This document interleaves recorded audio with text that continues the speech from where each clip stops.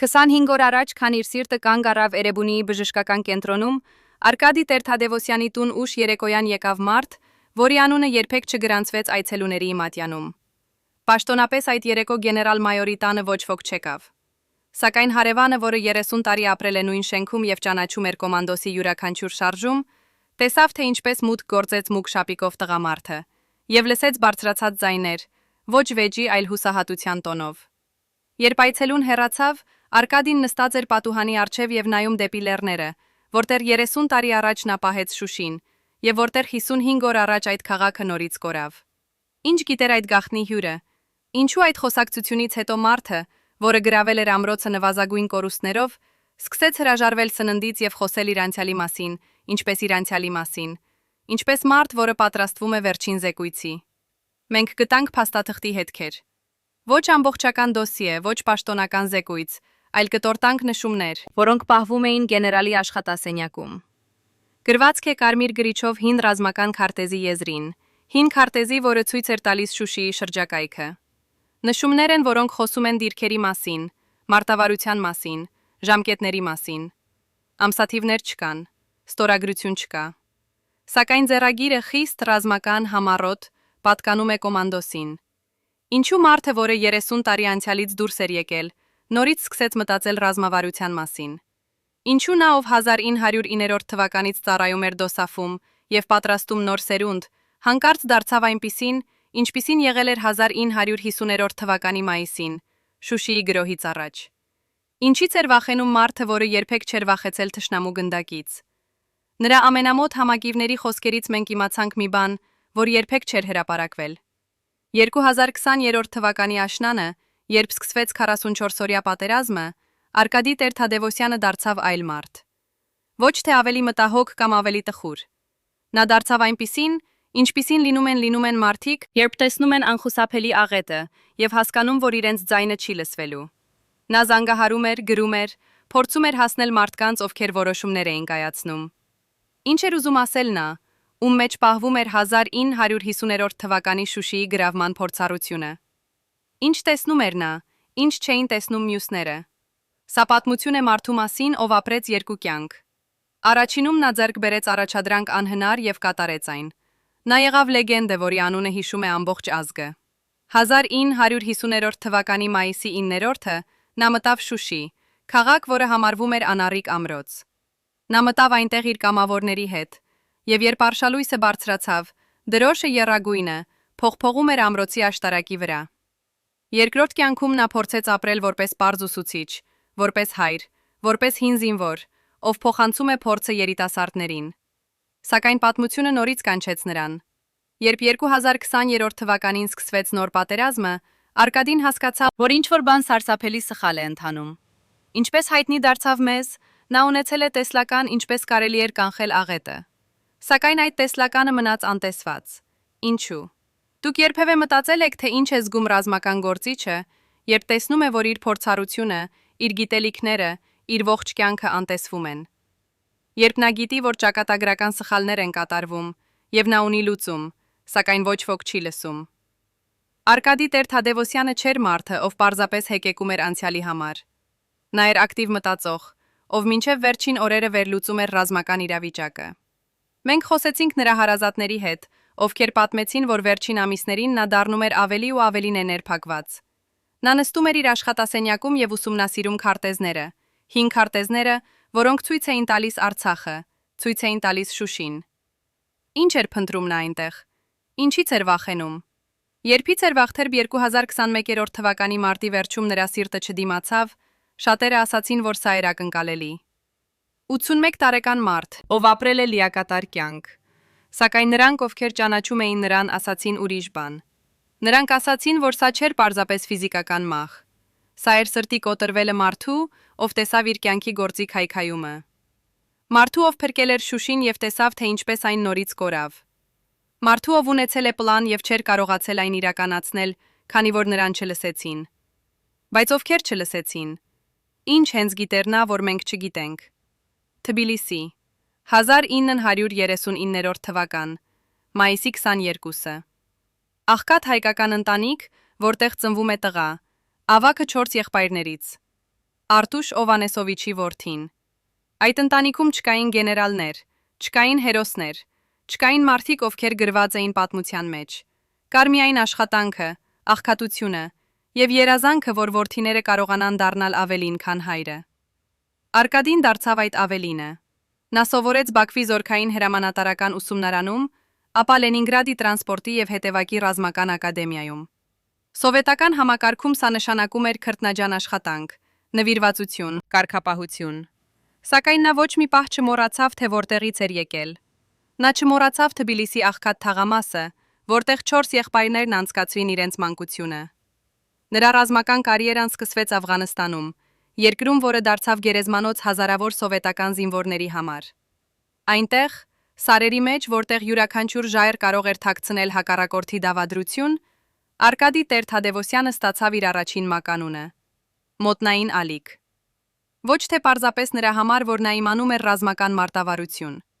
այլ նրա համար, որ նա կարողանում էր մոտենալ թշնամուն անտեսանելի, անլուր եւ հարվածել այնտեղ, որտեղ ոչ ոք չէր սպասում։ Նա վերադարձավ Աֆղանստանից ողջ, բայց փոփոխված։ Նա վերադարձավ որպես մարդ, ով տեսել էր մահը աչքերից աչքեր եւ սովորել էր ապրել նրա հետ։ Հետո եղան տարիներ ծառայության Գերմանիայում, Չեխոսլովակիայում, Բելարուսում։ Պաշտոններ, որոնք տային կարիերա, որոնք տային ապահովված կյանք։ Սակայն 1987 թվականին ինչ-որ բան ներսում նրան կանչեց դեպի Հայաստան։ Թերևս սա էր ցեղային հիշողությունը, որը արթնանում է երկար քուն մղած ժամանակ։ Թերևս սա էր զգացումը, որ նրա ժողովուրդը կարիք ունի նրան։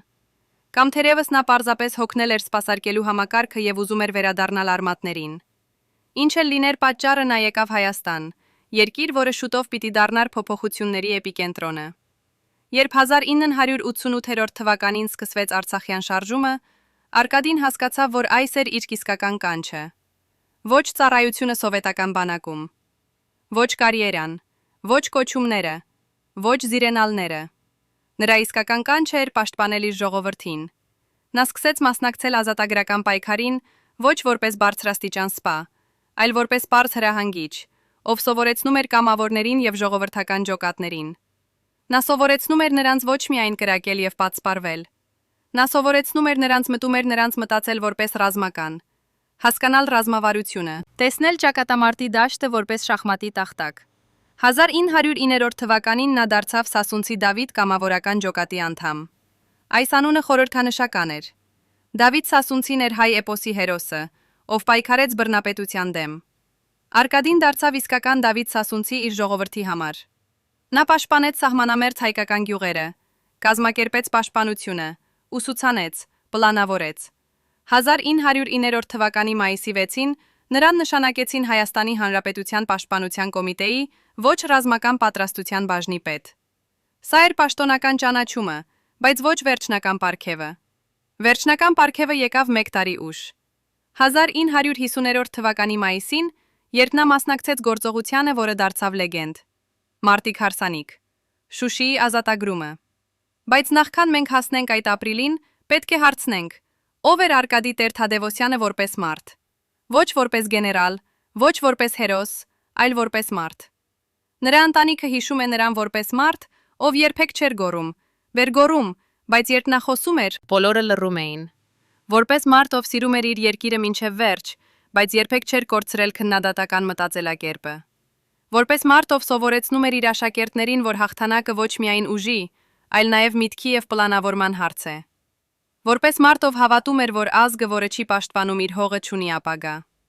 Նրա ամենամեծ վախն էր ոչ թե սեփական մահը, նրա ամենամեծ վախն էր, որ իր ժողովուրդը կմոռանա, թե ինչպես է պաշտպանվում հողը, որ նրանք կկորցնեն այն միասնությունը, որ թույլ տվեց հաղթել 1950 թվականին, որ նրանք կհավատան, թե ուժերը հավերժ են, եւ երբ գա իսկական սպառնալիքը, նրանք չեն լինի պատրաստ։ Ինչպես էր ապրում մարդը, ով փրկեց Շուշին, երբ տեսավ, որ Շուշին նորից կորավ։ Վերջին 5 տարիներին նախքան 2021 թվականի մարտի վերջը, Արկադի Տեր-Թադևոսյանը դարձել էր 2 մարդ։ Առաջին մարդը, պաշտոնականը, շարունակում էր սովորեցնել դոսաֆում։ Նա գալիս էր ամեն օր, նախապատրաստում էր երիտասարդներին, խոսում էր նրանց հետ ռազմական գործի, հայրենասիրության, նվիրվածության մասին։ Նրա աշակերտները հիշում են նրան որպես պահանջկոտ, բայց արդարուսուցիչ, ով երբեք չէր ներում անփութությունը, բայց միշտ պատրաստ էր օգնել նրանց, ովքեր ցույց էին տալիս իսկական նվիրվածություն։ Սա էր հանրային Արկադին։ Երկրորդ մարդը Գաղտնին։ Ապրում էր իր աշխատասենյակում, շրջապատված քարտեզներով, հին փաստաթղթերով, հիշողություններով։ Այս մարդը չէր ցույց տալիս իրեն հանրությանը։ Այս մարդը արթնանում էր գիշերները, նստում իր սեղանի մոտ եւ նայում էր Արցախի քարտեզին, այն քարտեզին, որը հիշեցնում էր նրան 1950 թվականի մայիսը, երբ նրանք մտան Շուշի եւ հաղթեցին անհավանականը։ Նա նայում էր այդ քարտեզին եւ տեսնում էր ոչ միայն անցյալը, այլ նաեւ ներկան եւ ապագան։ Ըստ նրա ամենամոտ մարդկանց վկայությունների, Արկադին 2006 տարիներին սկսեց դառնալ ավելի մտահոգ։ Նա շատ ավելի հաճախ էր նշում, որ իրավիճակը Արցախում դառնում է ավելի եւ ավելի անկայուն, որ հակառակորդը ուժեղանում է, պատրաստվում է, սպասում է ճիշտ պահին, որ Հայաստանը եւ Արցախը պետք է լինեն պատրաստ ոչ միայն պաշտպանվել, այլ նաեւ հարձակվել, եթե անհրաժեշտ լինի։ Բայց նրա ձայնը թեև հարգված, թեև լսված հին սերնդի կողմից, չէր հասնում նրանց, ովքեր կայացնում էին որոշումները։ Փաստորեն 2010 թվականներին Արկադին սկսեց գրել։ Ոչ հուշեր, ոչ ինքնակենսագրություն։ Նա սկսեց գրել ռազմավարական վերլուծություններ, մարտավարական պլաններ, սցենարներ։ Նա գրում էր այն մասին, թե ինչպես կարելի է պաշտպանել Արցախը, եթե սկսվի լայնածավալ պատերազմ։ Նա գրում էր այն մասին, թե ինչպիսի սխալներ չպետք է թույլ տալ։ Նա գրում էր այն մասին, թե որտեղ են խոցելի կետերը եւ ինչպես կարելի է դրանք ամրապնդել։ Այս փաստաթղթերը պահվում էին նրա անձնական անարխային, նրա անձնական արխիվում, եւ միայն քիչ մարդիկ գիտեին դրանց մասին։ Երբ 2020 թվականի աշնանը սկսվեց 44-օրյա պատերազմը, Արկադի Տեր-Թադևոսյանը փոխվեց մեկ օրում։ Նա, ով միշտ եղել էր հանգիստ, կազմակերպված, վերահսկված, դարձավ տարված, անհանգիստ, գրեթե վատթարացած։ Նա զանգահարում էր իր հին ընկերներին, փորձում էր հասնել իշխանություններին, ասում էր, որ ինչ-որ բան սարսափելի սխալ է ընթանում եւ անհրաժեշտ է անմիջապես ձեռնարկել բան։ Սակայն պատերազմը արդեն սկսվել էր, եւ կործանարարական մեքենան արդեն շարժվում էր ինքնավար գնալով իր ճանապարհով։ Ըստ մարդկանց, ովքեր այդ օրերին էին գեներալի կողքին, մարդիկ, ում անունները մենք չենք կարող հրապարակել նրանց անվտանգության համար, Արկադին այդ օրերին կրկնում էր մի բան, որը հնչում էր գրեթե առասպելի. Շուշին կանց։ Եթե մենք չանենք այն, ինչ պետք է անել հիմա, Շուշին կանց։ Նա չէր սխալվում։ Մինչդեռ պատերազմական մեքենան ճզմում էր Արցախի սարերը, Արկադի Տեր-Թադևոսյանի անկողնասենյակում նրա կինը նկատեց մի բան, ինչը երբեք չէր տեսել 40 տարվա ընդհանուր կյանքի ընթացքում։ Յուրաքանչյուր գիշեր, երբ քաղաքը խորանում էր քնի մեջ, նա արթնանում էր ձայներից, տուն ելի ձայներից, որոնք գալիս էին աշխատասենյակից։ Ձայրոնք չէին եղել ձայներ, որոնք չէին եղել վեճ, այլ ավելի շատ նման էին խոստովանության, երկխոսության մարդու եւ անտեսանելի թշնամու միջև։ Նա վերցնում էր հալաթը եւ անլուր մոտենում դռանը, բայց երբեք չէր բացում այն, քանի որ գիտեր կամ պահեր, երբ մարդը պետք է լինի առանձին իր ցավի հետ։ Միայն մեկ անգամ, երբ ձայնը դադարեց եւ տունը լցվեց սառնցնող լռությամբ, նա մտավ ներս եւ գտավ նրան նստած սեղանի մոտ, գլուխը ձեռքերի մեջ, քարտեզը պատրված նրա առջև։ Երբ նա դիպավ նրա ուսին, Արկադին բարձրացրեց դեմքը, արցունքներով թրջված դեմքը, եւ ասաց միայն մի բառ. Շուշի։ Այդ պահից սկսած նա վերադարձավ դեպի իրականություն, բայց ինչ-որ բան ներսում կոտրվեց անշտապ, եւ եղածները հասկացան, որ այս մարդը տեսնում է ինչ-որ բան, ինչ մյուսները չեն տեսնում։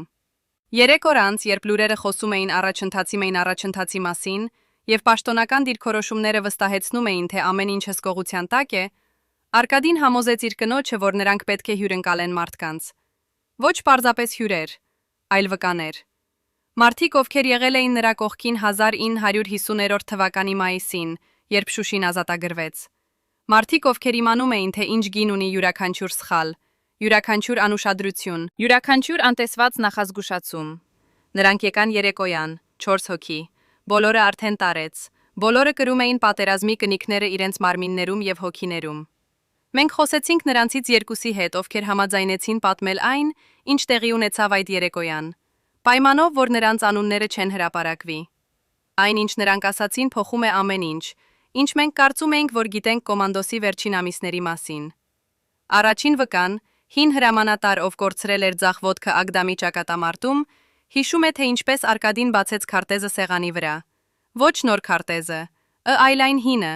1950 թվականինը, որի եզրերը արդեն դեղնել էին ժամանակից։ Նա մատնացույց արեց Շուշին եւ շրջակա բարձունքները եւ սկսեց բացատրել մարտավարությունը, որ թույլ տվեց հաղթել այն ժամանակ։ Բայց հետո նա դադարեցրեց, նայեց յուրաքանչյուրի աչքերի մեջ եւ հարցրեց. «Դուք գիտեք, թե ինչու մենք հաղթեցինք այն ժամանակ»։ Նրանք փորձեցին պատասխանել. «Խիզախություն, նվիրվածություն, լավ պլան»։ Արկադին շարժեց գլուխը. «Մենք հաղթեցինք, քանի որ մենք գիտեինք մեր թույլ կողմերը եւ պաշտպանեցինք դրանք նախքան թշնամին կհարձակվեր։ Մենք հաղթեցինք, քանի որ մենք չանտեսեցինք ոչ մի մանրուք։ Մենք հաղթեցինք, քանի որ մենք լսեցինք նրանց, ովքեր իմանում էին տեղանքը, ովքեր ապրել էին այնտեղ, ովքեր կարող էին կանխատեսել, թե որտեղից կգա հարձակումը»։ Հետո նա լռեց, եւ լռությունը դարձավ այնքան ծանր, որ բոլորը զգացին, թե ինչ էր ուզում ասել նա։ Երկրորդ վկան, նախկին հետախուզության սպա, ով 2 անգամ խախտել էր Ադրբեջանի ետնամասը եւ վերադարձել էր անխախտ, պատմեց մեզ ավելի դաժան փաստ։ Արկադին այդ երեկոյան ասել է նրանց, որ նա 3 ամիս առաջ փորձել է հասնել պաշտպանության նախարարությանը, մի պլանով, մի ռազմավարությամբ, որը կարող էր փրկել Շուշին։ Նա ունեցել էր ամբողջական ծրագիր, որտեղ ամրապնդել դիրքերը, ինչպես կազմակերպել հակահարձակումը, ինչպես օգտագործել լեռնային տեղանքը մեր օգտին։ Բայց նրան ասացին, որ իրավիճակը հսկողության տակ է, որ ունեն իրենց սեփական պլանները, որ ամեն ինչ լավ է ընթանում։ Նրանք ասացին ինձ, որ պատերազմը փոխվել է, հիշում է Արկադին ասելը, որ հիմա այլ տեխնոլոգիաներ են, այլ մեթոդներ, եւ որ իմ փորձառությունը թեև հարգված հնացած է։ Բայց պատերազմը երբեք չի փոխվում։ Փոխվում են միայն գործիքները։ Էությունը միշտ մնում է նույնը, ով ավելի լավ է պաշտպանում իր թույլ կետերը, ով ավելի լավ է հասկանում թշնամու մտածողությունը, ով ավելի լավ է պատրաստված զոհաբերության։ Վկաները պատմեցին, որ երեկոյի վերջում Արկադին հանեց սեղանի տակից թղթե փաթեթ, հաստ կապված 5 կարմիր լարով։ Նա բացեց այն եւ ցույց տվեց իր աշխատանքը, տասնյակ էջեր վերլուծությունների, սխեմաների, սցենարների։ Ամեն մանրամասն վերլուծված էր, յուրաքանչյուր հնարավոր հարձակման ուղղություն, յուրաքանչյուր խոցելի դիրք, յուրաքանչյուր անհրաժեշտ ամրացում։ Ես գրել եմ սա, որովհետև գիտեի, որ օրը կգա, երբ այս գիտելիքները անհրաժեշտ կլինեն, ասաց նա։ Բայց ես չգիտեի, որ երբ այդ օրը գա, ոչ ոք չի ուզի լսել։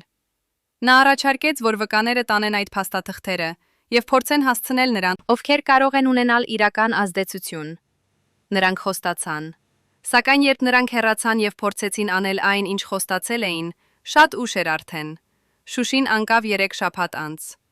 Ինչ զգում է մարդը, երբ իմանում, որ նա ճիշտ էր, բայց չէր լսվել։ Երբ նա տեսնում է իր ամենավատ ագոնյական երազների իրականացումը եւ գիտի, որ նա կարող էր կանխարգելել այդ։ Արկադի Տեր Թադևոսյանի վերջին ամիսները չէին միայն ֆիզիկական մահվան սպասումը։ Դրանք էին հոգևոր մահը։ Մարդու, ով տեսավ իր կյանքի գործի քայքայումը եւ չկարողացավ կանխել այն։ Ով է պատասխանատու, երբ փորձառությունը անտեսվում է, երբ իմաստությունը փոխարինվում է ամբարտավանությամբ, երբ հին պահապանները մերժվում են, հավատալով, որ նոր սերունդը ամեն ինչ գիտի ավելի լավ։ Ինչու մենք անտեսում ենք նրանց, ովքեր արդեն անցել են այն ճանապարհով, որը մենք միայն սկսում ենք։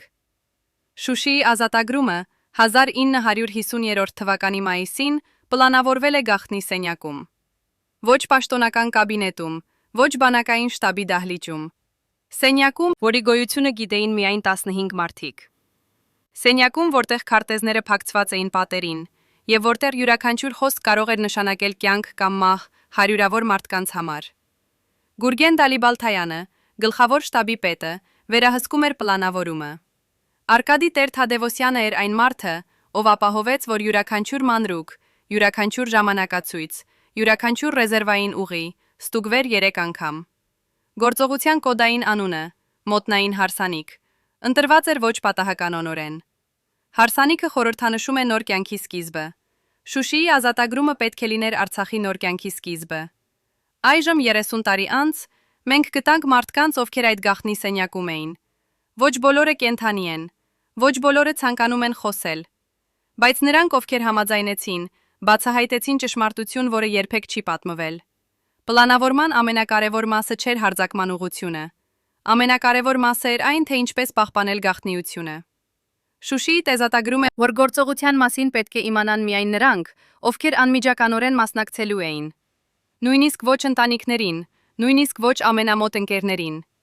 Քանի որ յուրաքանչյուր արտահոսած բառ կարող էր նշանակել գործողության ձախողումը, եւ ձախողումը այս դեպքում նշանակում էր ոչ միայն ռազմական պարտություն, այլ նաև ոչնչացում։ Սակայն 2 շաբաթ առաջ գործողությունից ինչ-որ բան տեղի ունեցավ։ Որոշ տեղեկություններ արտահոսեցին։ Ոչ թե ամբողջական պլանը, այլ ակնարկներ, կասկածներ, հուշումներ, որ ինչ-որ մեծ բան պատրաստվում է։ Ադրբեջանական հետախուզությունը սկսեց ավելի ուշադիր հետևել Շուշիի շրջակայքին։ Դիրքերը ամրապնդվեցին, բարեկություններ ավելացան։ Երբ Արկադին իմացավ սա, նա հավաքեց ավագ հրամանատարներին եւ ասաց. «Մենք ունենք 2 տարբերակ։ Կամ մենք չեղարկում ենք գործողությունը եւ սպասում ավելի լավ պահի, կամ մենք փոխում ենք ամեն ինչ եւ գործում շատ ավելի արագ, քան պլանավորել ենք»։ Որոշ հրամանատարներ պնդում էին չեղարկել։ Ռիսկը շատ մեծ էր, բայց Արկադին ասաց ինչ-որ բան, որը փոխեց որոշումը։ Եթե մենք հետ ենք քաշվում հիմա, մենք երբեք չենք ունենա այսպիսի հնարավորություն նորից։ Թշնամին կիմանա, որ մենք վախենում ենք եւ կամրապնդի այնպես, որ Շուշին դառնա անառիկ իսկապես։ Բայց եթե մենք գործենք հիմա անսպասելի, արագ, համարձակ, մենք կարող ենք հաղթել նրանց անզգուշությունը։ Գործողությունը սկսվեց 1950 թվականի մայիսի 7-ին, գիշերը։ Արկադին ղեկավարեց կամավորական խումբը, որը պետք է առաջինը ներթափանցեր քաղաք։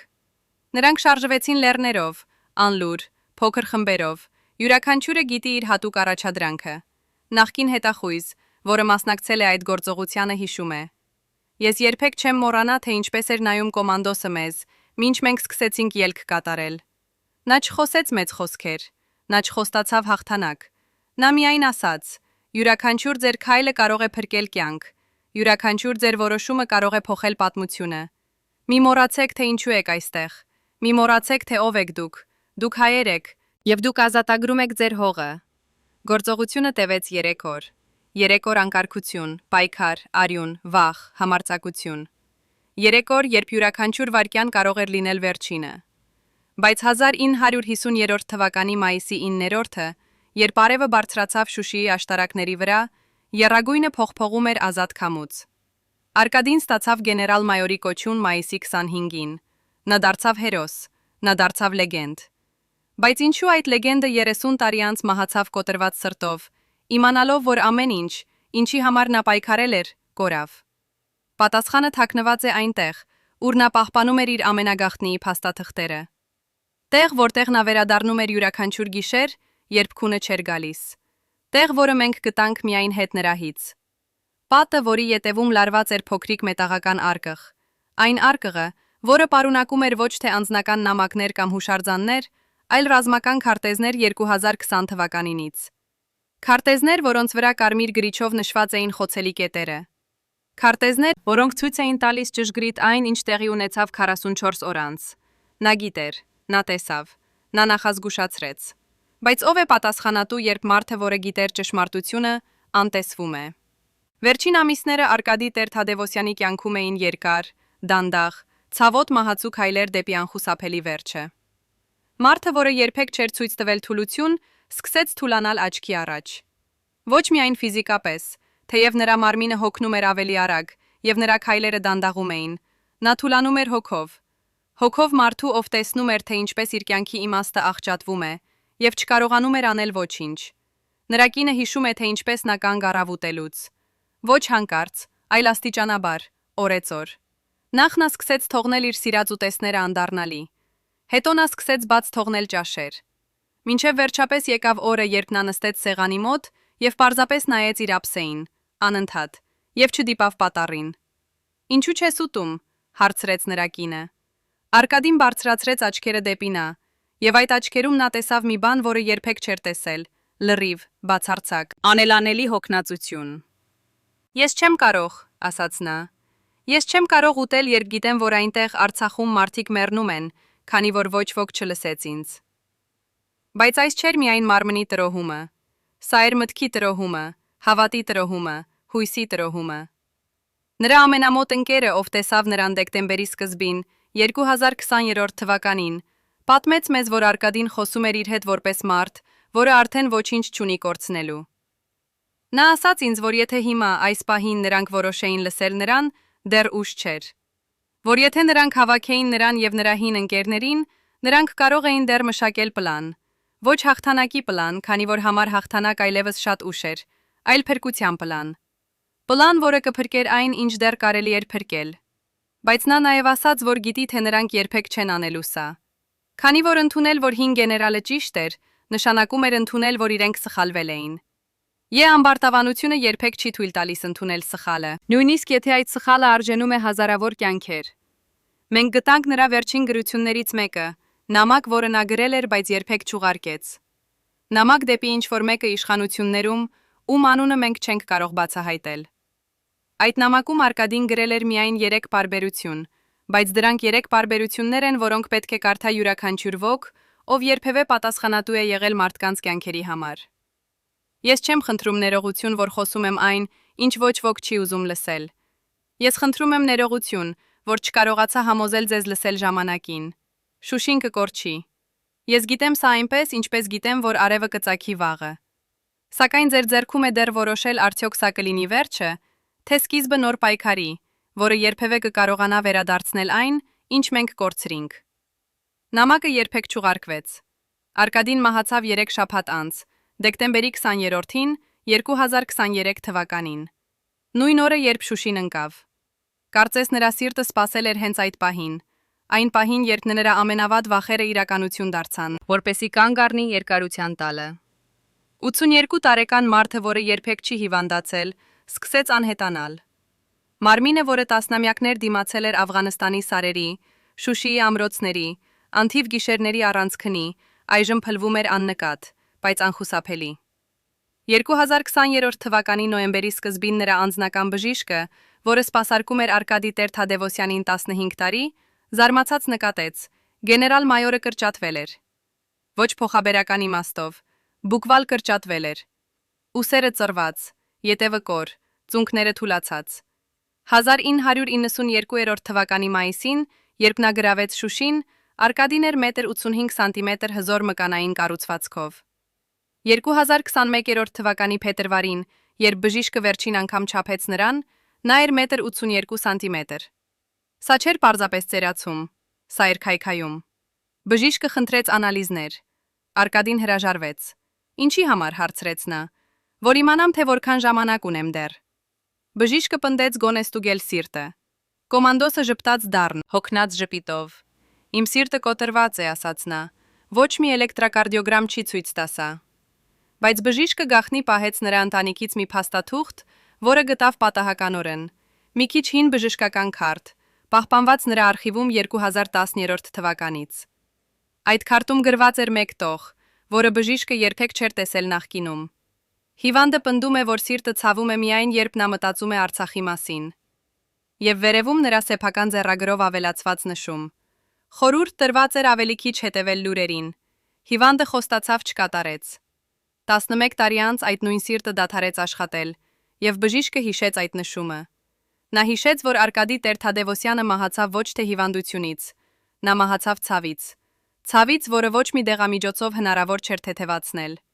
Նրա մարմինը փոխվում էր, եւ նրա շրջապատը տեսնում էր սա։ Դեմքը, որը երբեք չէր տարած տագնապի նշան, այժմ ծածկված էր կնճիռներով, խորերով կտրուկով, ինչպես ցավը փորագրած քարի վրա։ Աչքերը, որոնք երբեք չէին մռայլվել Աֆղանստանի ամենաանխոց գիշերներին, այժմ կորցրել էին փայլը։ Ձեռքերը, որոնք պահել էին զենքը անխռով 50 տարի, այժմ դողում էին, երբ նա փորձում էր վերցնել բաժակը։ 1992 թվականի մայիսին, Շուշիի գրավումից հետո, լուսանկարիչը նկարել էր նրան պատվի պատվանդանի ժամանակ։ Այդ լուսանկարում Արկադի Տեր-Թադևոսյանը նայում էր դեպի տեսախցիկ հպարտ, ուղիղ, անկոտրում։ Մարդ, ով իմանում էր իր արժեքը։ 2021 թվականի փետրվարին, երբ լրագրողը եկավ նրա տուն վերջին հարցազրույցի համար, նա տեսավ այլ մարդ։ Մարդ, ով նստում էր բազկաթոռում եւ վախենում էր վեր կենալ, քանի որ ծնկները կարող էին չդիմանալ։ Մարդ, ով խոսում էր ցածր կոտրված ձայնով։ Մարդ, ում աչքերը անընդհատ շեղվում էին դեպի պատուհանը, որտեղ տեսանելի էին Արարատի լեռները։ Լեռները, որոնք նրա համար խորհրդանշում էին այն, ինչի համար նա պայքարել էր ողջ կյանքը։ Ինչպես եք զգում ձեզ, հարցրեց լրագրողը։ Արկադին շրջվեց դեպի նրան դանդաղ, ինչպես մարդ, ում ամեն շարժում պահանջում է կամքի ուժ։ Ինչպես պետք է զգա ինձ մարդը, ով ապրեց բավական երկար, որ տեսնի իր կյանքի գործիք հայքայումը, ասաց նա։ Լրագրողը փորձեց շարունակել, բայց կոմանդոսը բարձրացրեց ձեռքը դանդաղ, դժվարությամբ։ Գնացեք, ասաց նա։ Ես չունեմ ուժ այլևս խոսել նրանց հետ, ովքեր չեն լսի։ Այդ հարցազրույցը երբեք չտպվեց։ Լրագրողը մեզ ասաց, որ երբ նա դուրս եկավ տնից, նա լաց եղավ։ Նա լաց եղավ, քանի որ տեսավ ռազմական հերոսի անտանելի վերջը։ Վերջը, որը սկսվեց ոչ մահվան անկողնում, այլ շատ ավելի վաղ, այն պահին, երբ Արկադին հասկացավ, որ նրան չեն լսի։ Ես սա հարցնում եմ ձեզ. ինչ է մնում մարդուն, երբ նրա մարմինը դավաճանում է, բայց ամենավատը, երբ նրա փորձառությունը մերժվում է։ Մարտի 18-ին, 2021 թվական, Արկադի Տեր-Թադևոսյանի աշխատասենյակը։ Նրա որդին մտավ այնտեղ ոչ առաջին անգամ, բայց առաջին անգամ նպատակով գտնել ինչ-որ բան հատուկ։ Հայրը հիվանդանոցում էր արդեն 2 օր, եւ բժիշկները խոսում էին նրբանկատորեն, օգտագործելով բառեր, որոնք չեն ասում ուղակի մահ, բայց բոլորը հասկանում են դրանց իմաստը։ Որդին փնտրում էր պարզ բաներ, փաստաթղթեր կտակի համար, հեռախոսահամարներ ազգականների, լուսանկարներ հոգեհանգստի համար։ Բայց երբ նա բացեց սեղանի վերին դարակը, նա գտավ մի բան, որը երբեք չէր սպասել տեսնել։ Թղթապանակ, հաստ, հին, ծածկված փոշով։ Վրան պիտակ, ձեռագիր գրվածքով։ ԱԱԿՀՀՊՆՍՂԹՆ կոդ, որի իմաստը որդին չհասկացավ անմիջապես։ Նա բացեց թղթապանակը եւ սառեց։ Ներսում էին փաստաթղթեր, որոնք երբեք չպետք է գտնվեին անձնական արխիվում։ Զեկույցներ հատուկ ծառայություններից, վերլուծություններ, քարտեզներ։ Ամսաթիվներ 2018-ից մինչև 2020։ 6 տարվա աշխատանք, 6 տարվա հետազոտություն, 6 տարվա նախազգուշացում։ Առաջին փաստաթուղթը, զեկույց 2018-ից։ Վերնագիրը, Ադրբեջանի ռազմական պատրաստվածության գնահատում եւ Արցախի պաշտպանության թույլկետեր։ Հեղինակ՝ Տեր-Թադևոսյան, գեներալ-մայոր։ Վիճակ՝ անտեսված։ Որդին սկսեց կարդալ, եւ նրա ձեռքերը սկսեցին դողալ։ Նրա հայրը գրել էր ամեն ինչ։ Յուրաքանչյուր հնարավոր սցենար, յուրաքանչյուր խոցելի դիրք, յուրաքանչյուր անհրաժեշտ ամրացում։ Նա նշել էր, որ Ադրբեջանը ընդլայնում է զինվորական ծախսերը անսովոր տեմպերով, որ նրանք գնում են դրոններ, ժամանակակից հետախուզական համակարգեր, ճշգրիտ զենքեր, որ Հայաստանի պաշտպանական ինդուստրիան հետ է մնում, որ եթե չանենք բան հիմա, 3 թե 4 տարի հետո կդիմագրավենք պատերազմ, որը մենք չենք կարող հաղթել առանց լուրջ նախապատրաստության։ 2019-ն, նոր զեկույց, վիճակ, կրկին անտեսված։ Այս անգամ Արկադին ավելի կոնկրետ էր։ Նա նշել էր վայրեր, որտեղ պետք է կառուցել նոր պաշտպանական գծեր։ Նա նշել էր մարտավարություններ, որոնք պետք է փոխել։ Նա նշել էր, որ հակառակորդը սովորում է մեր մեթոդներից, եւ մենք պետք է էվոլյուցիայի ենթարկվենք կամ մեռնենք։ 2020, ապրիլ, վերջին զեկույցը։ Այս անգամ Արկադին գրել էր ոչ թե որպես ռազմական փորձագետ, այլ որպես հայր, որը աղաչում է իր երեխաներին։ Պատերազմը կսկսվի այս տարի, գրել էր նա։ Ես գիտեմ սա ոչ թե տեսլականներից, այլ վերլուծություններից։ Հակառակորդը պատրաստ է, մենք չենք։ Եթե մենք չանենք հիմա այն, ինչ պետք է արվեր 3 տարի առաջ, մենք կկորցնենք Շուշին։ Վերջին էջում մի նշում էր, գրված կարմիր գրիչով, վատ ձեռագրով, ինչպես մարդ, որը գրում է շտապով կամ տագնապով։ Նոյեմբեր 28, 2020, Շուշին ընկավ 3։ Ես գիտեի, ես նախազգուշացրել եմ, ես կատարեցի ամեն ինչ, ինչ կարող էի, բայց ոչ ոք չլսեց։ Հիմա եմ հարցնում, ով պատասխանատու է այս արյան համար։ Որդին փակեց թղթապանակ։ Նա նստեց աթոռին եւ փորձեց շնչել։ Նրա հայրը գիտեր։ Նրա հայրը տեսավ ապագան ոչ թե մարգարեության պես, այլ պարզապես տրամաբանության, փորձառության, վերլուծության շնորհիվ։ Նրա հայրը փորձեց փրկել հազարավոր կյանքեր։ Նրա հայրը անտեսվեց։ Որդին հեռախոսեց։ Նա զանգահարեց մարդուն, ում հավատում էր, լրագրող, ով մասնագիտանում էր պաշտպանության հարցերում։ Նա պատմեց նրան փաստաթղթերի մասին։ Լրագրողը եկավ նույն երեկոյան։ Նրանք նստեցին այդ նույն սենյակում եւ կարդացին բոլոր զեկույցները, սկզբից մինչև վերջ։ Երբ նրանք ավարտեցին, լրագրողը հարցրեց. «Իսկ ինչու նա չհրապարակեց սա»։ Որդին նայեց նրան։ «Քանի որ նա էր հին համակարգի մարդ», ասաց նա։ Նա հավատում էր, որ եթե ասես ճիշտը ճիշտ մարդկանց, նրանք կլսեն։ Նա չհասկացավ, որ որոշ մարդիկ չեն լսում ոչ թե որովհետև չեն հասկանում, այլ որովհետև չեն ուզում հասկանալ։ Լրագրողը տարավ փաստաթղթերը եւ հրապարակեց դրանք 3 շաբաթ հետո։ Սկանդալ բռնկվեց։ Պաշտոնական անձինք ժխտեցին ամեն ինչ։ Նրանք ասացին, որ Տեր-Թադևոսյանը շփոթված էր իր վերջին տարիներին, որ նրա զեկույցները չհիմնավորված էին, որ պատերազմի արդյունքը էր անխուսափելի։ Բայց փաստաթղթերը խոսում էին ինքնուրույն։ Ամեն ինչ, ինչ Արկադի Տեր-Թադևոսյանը գրել էր 2018-ում, իրականացավ 2020-ում։ Յուրաքանչյուր նախազգուշացում, յուրաքանչյուր կանխատեսում, յուրաքանչյուր ռազմավարական գնահատում, բացարձակ ճշգրտությամբ։ Ով է պատասխանատու, երբ արխիվներում պահվում են նախազգուշացումներ, որոնք կարող էին փրկել հազարավորներ, բայց մնում են անընթեռնելի, մինչև շատ ուշ է։ Մարտի 31, 2021, առավոտ 11, Արկադի Տեր-Թադևոսյանի սիրտը դադարեց Էրեբունի բժշկական կենտրոնում։ Պաշտոնական մահվան հայտարարությունը գրեց. Սրտի անբավարարություն, բնական մահ։ Թաղման արարողությունը եղավ 3 օր հետո։ Հազարավոր մարդիկ եկան հրաժեշտ տալու հերոսին։ Պաշտոնական դեմքեր պատվիրակությամբ։ Հին զինակիցներ արցունքներով։ Երիտասարդներ, ովքեր հիշում էին նրան որպես ուսուցիչ։ Բոլորը խոսեցին նրա մեծ գործերի մասին, նրա հաղթանակների մասին, նրա հերոսության մասին։ Բայց ոչ ոք չխոսեց այն մասին, թե ինչու նա մահացավ։ Ոչ ոք չխոսեց այն մասին, թե ինչ տեսավ նրա վերջին ամիսներին։ Ոչ ոք չխոսեց այն մասին, թե ով օգտվեց նրա լռությունից։ Մենք վարեցինք հետաքննություն, ոչ պաշտոնական, ոչ իրավաբանական, լրագրողական հետաքննություն, հետևելով փողի հետքին, իշխանության հետքին, օգտին։ Մենք հարցրինք հին հարցը, որը միշտ բացահայտում է ճշմարտությունը. Cui bono, ում էր օգտակար։ 2020 թվականի աշնանը, երբ սկսվեց 44-օրյա պատերազմը, Հայաստանի պաշտպանության համակարգը ղեկավարում էր մարդ, ում անունը մենք չենք կարող հրապարակել իրավական սահմանափակումների պատճառով։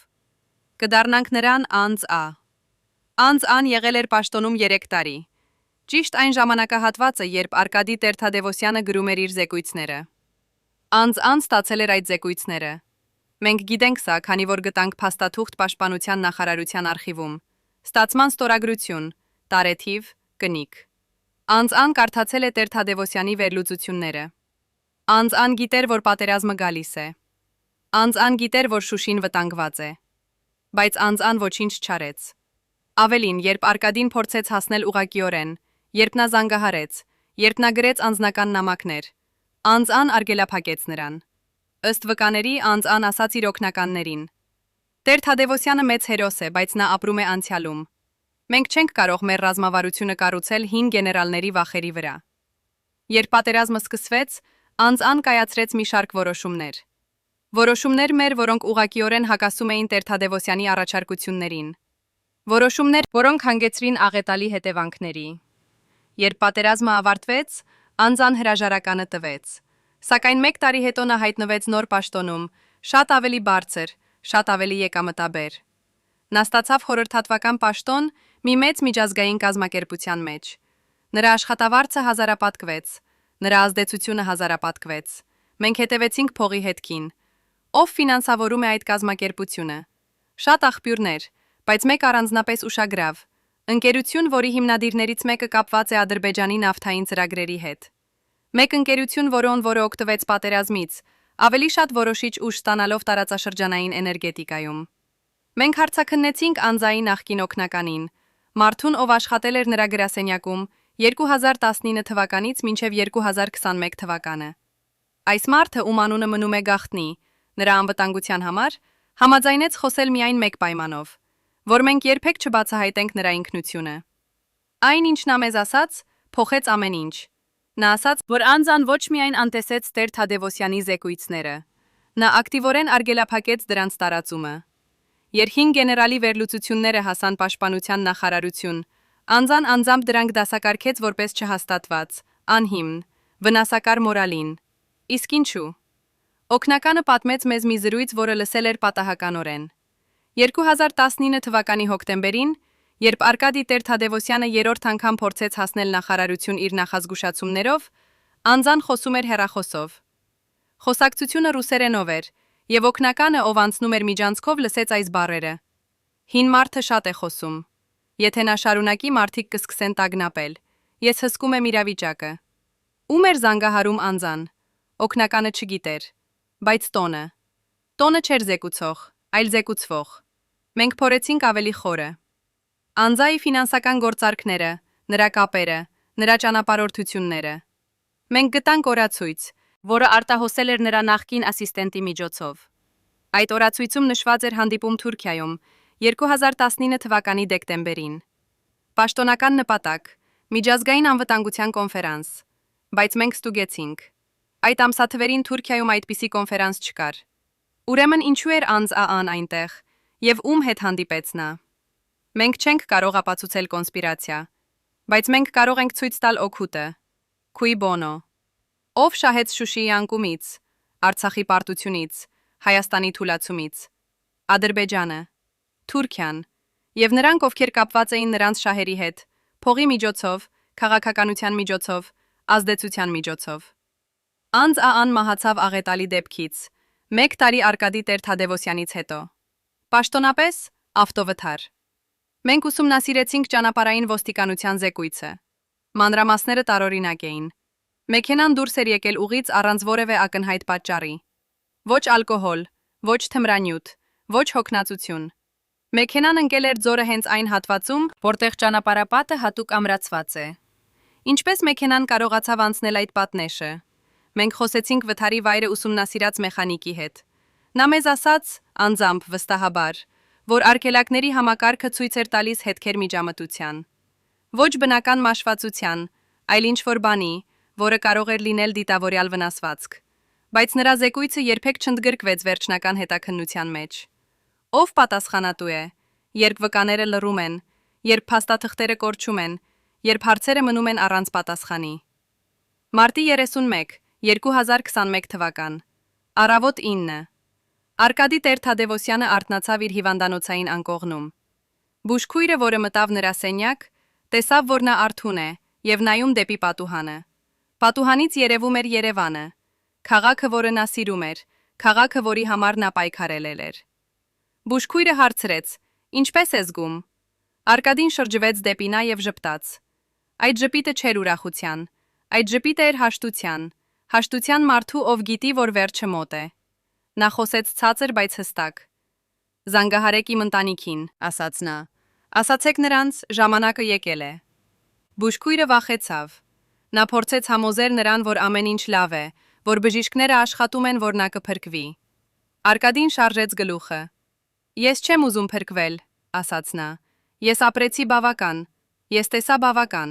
հիմա ժամանակն է հանգստանալ»։ Նրա ընտանիքը եկավ 10, կինը, որդին, թոռները։ Նրանք նստեցին նրա կողքին եւ Արկադին խոսեց նրանց հետ։ Ոչ երկար, ոչ շատ։ Նա հոգնում էր արագ, բայց այն, ինչ նա ասաց, նրանք երբեք չեն մոռանա։ «Մի ատեք», ասաց նա։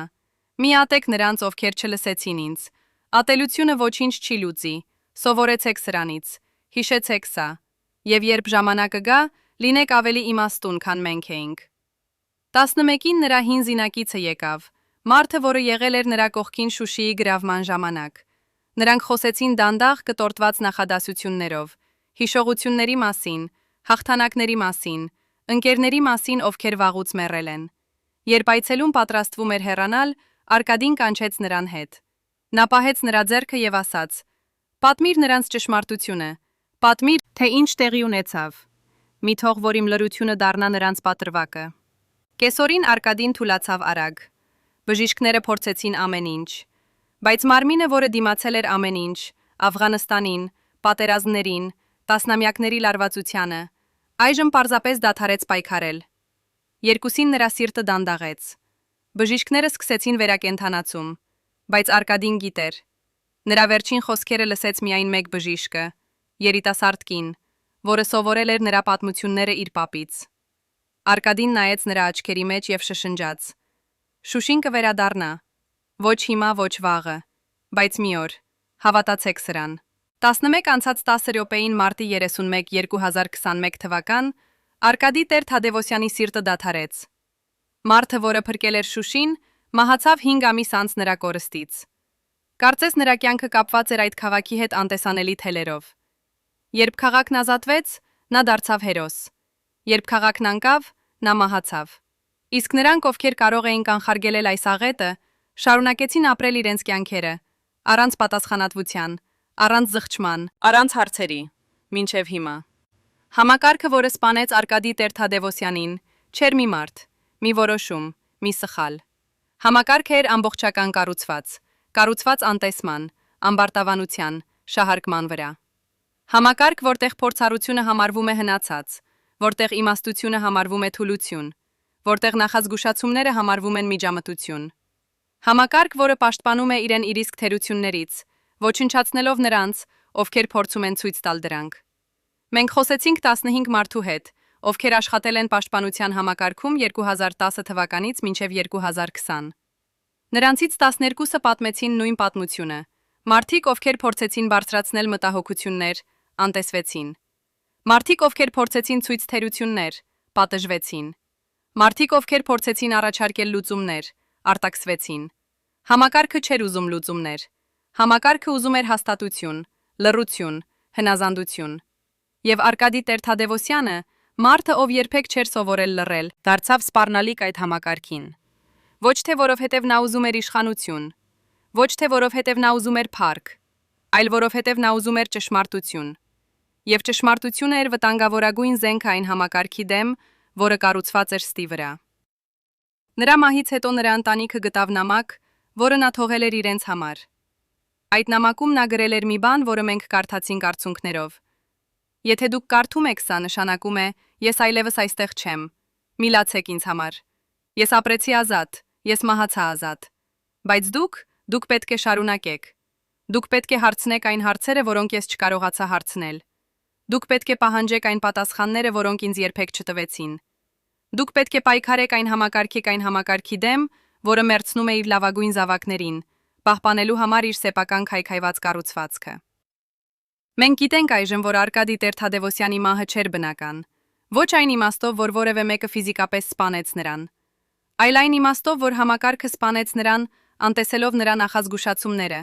մերժելով նրա փորձառությունը, քայքայելով նրա հույսերը։ Համակարգը սպանեց նրան այնպես, ինչպես սպանում է բոլոր նրանց, ովքեր խիստ սիրում են իրենց երկիրը, ստիպելով նրանց տեսնել դրա ավերումը եւ չլինել կարող կանխարգելել այն։ Հիմա 3 տարի նրա մահից հետո մենք տեսնում ենք, որ նա ճիշտ էր ամեն ինչում։ Յուրաքանչյուր նախազգուշացում, յուրաքանչյուր վերլուծություն, յուրաքանչյուր կանխատեսում։ Եվ մենք հարցնում ենք. ինչ կլիներ, եթե նրան լսեին։ Քանի կյանք կարող էին փրկվել։ Քանի ընտանիքներ չէին կորցնի իրենց զավակներին։ Քանի մայրեր չէին լաց իրենց որդիների համար։ Բայց համակարգը չի պատասխանում այդ հարցերին։ Համակարգը շարունակում է գոյատևել, շարունակում է պաշտպանել իրեն, շարունակում է պատասխանատվությունը տեղափոխել ուրիշների վրա։ Եվ Արկադի Տեր-Թադևոսյանի ձայնը, այդ ձայնը, որը կարող էր փրկել հազարավորներին, մնաց լսված միայն հետմահու, երբ արդեն շատ ուշ է։ Բայց թերևս դեռ չէ ուշ փոխել համակարգը։ Թերևս դեռ չէ ուշ սովորել այս աղետից։ Թերևս դեռ չէ ուշ պատվել նրան ոչ միայն հուշարձաններով եւ խոսքերով, այլ արարքներով, որոնք երաշխավորում են, որ նրա զոհը չէր զուր։ Իսկ արդյոք մենք կսովորենք։ 3 տարի անց Արկադի Տեր-Թադևոսյանի մահից նրա ընտանիքը դեռ ապրում է Երևանում։ Նրա կինը, որը կիսեց նրա հետ 40 տարի, այցելում է նրա գերեզմանը ամեն շաբաթ։ Նա տանում է ծաղիկներ, մաքրում է հուշարձանը եւ նստում է նրա կողքին, լռությամբ, որը ավելի շատ բան է ասում, քան բոլոր խոսքերը աշխարհում։ Նրա որդին դարձել է իրավապաշտպան, մասնագիտացած ռազմական օրինականության մեջ։ Նա պայքարում է, որպիսի փաստաթղթերը, որոնք նրա հայրը թողել է, դառնան պաշտոնական հետաքննության առարկա։ Մինչ այժմ անհաջող, բայց նա չի դադարում։ Մարդիկ, ովքեր անտեսեցին կոմանդոսի նախազգուշացումները, ապրում են տարբեր ճակատագրեր։ Անձ մեռավ աղետալի դեպքից։ Ոմանք հեռացան երկրից, ոմանք շարունակում են զբաղեցնել պաշտոններ, որտեղից նրանք կարող են նորից կայացնել որոշումներ, որոնք ազդում են հազարավորների վրա։ Ոչ մեկը պատասխանատվության չի ենթարկվել։ Ոչ մեկը չի ներողություն խնդրել։ Ոչ մեկը նույնիսկ չի ճանաչել, որ սխալ էր։ Շուշին, քաղաք, որը Արկադի Տեր-Թադևոսյանը ազատագրել էր 30 տարի առաջ, մնում է կորած։ Իսկ Արցախը, երկիրը, որի համար նա զոհեց իր կյանքը, այժմ անորոշության մեջ է։ Սերունդներ, որոնք ծնվել էին ազատ, այժմ տեղահանված են։ Տները, որոնք կառուցվել էին երազանքով, այժմ ավերակներ են։ Եվ ժողովուրդը, որը պայքարել էր 1909-ին անհնար հաղթանակի համար, այժմ փորձում է հասկանալ, թե ինչպես բոլոր դա կորավ այդքան արագ։ Բայց կա մի բան, որը չի կորել։ Հիշողությունը։ Հիշողությունը մարդու, ով տեսավ ապագան եւ փորձեց փրկել իր ժողովրդին։ Հիշողությունը նախազգուշացումների, որոնք անտեսվեցին։ Հիշողությունը համակարգի, որը սպանեց իր լավագույն զավակներին։ Եվ հարցը, որը մնում է մեզ բոլորիս համար. ով է իսկապես պատասխանատու, երբ ճշմարտությունը անտեսվում է, երբ փորձառությունը մերժվում է, երբ նախազգուշացումները լսված չեն լինում։ Ով է պատասխանատու, երբ մենք գիտենք, թե ինչ պետք է անել, բայց ընտրում ենք չանել այն։ Ով է պատասխանատու, երբ հերոսները մեռնում են կոտրված սրտով, իմանալով, որ նրանք ճիշտ էին, բայց ոչ ոք չլսեց նրանց։ Արկադի Տեր-Թադևոսյանը մահացավ 3 տարի առաջ, բայց նրա ձայնը դեռ էկո է տալիս։ Նրա նախազգուշացումները դեռ արդիական են, նրա փորձառությունը դեռ անհրաժեշտ է, եւ նրա հարցերը դեռ սպասում են պատասխանների։ Արդյոք մենք կլսենք այդ ձայնը նախքան շատ ուշ է դառնա նորից։ Կամ մենք նորից կանտեսենք մեր լավագույն զավակներին, մինչև նրանք մեռնեն հուսահատ, եւ միայն հետո կհարգենք նրանց հիշողությունը։ Պատասխանը կախված է մեզանից, բոլորիս։